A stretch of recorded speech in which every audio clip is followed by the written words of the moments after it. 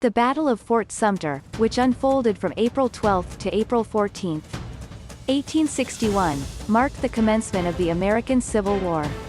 Situated in Charleston Harbor, South Carolina, the fort was a federal outpost facing secessionist forces.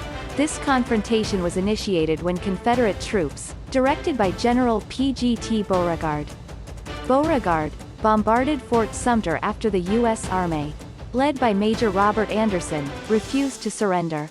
Despite the aggressive shelling, which lasted for 34 hours, remarkably, there were no casualties. However, the overwhelming Confederate firepower compelled Major Anderson to capitulate. The surrender of Fort Sumter galvanized the North, leading President Abraham Lincoln to call for 75,000 volunteers to suppress the rebellion, thereby escalating into a full-scale civil war.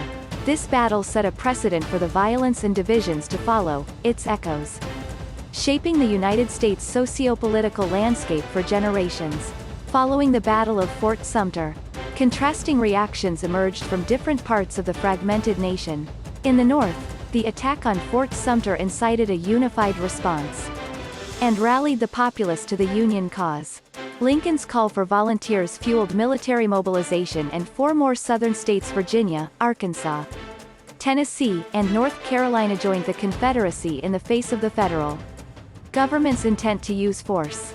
These actions intensified the martial stance on both sides, foretelling the grim and protracted conflict that became the Civil War.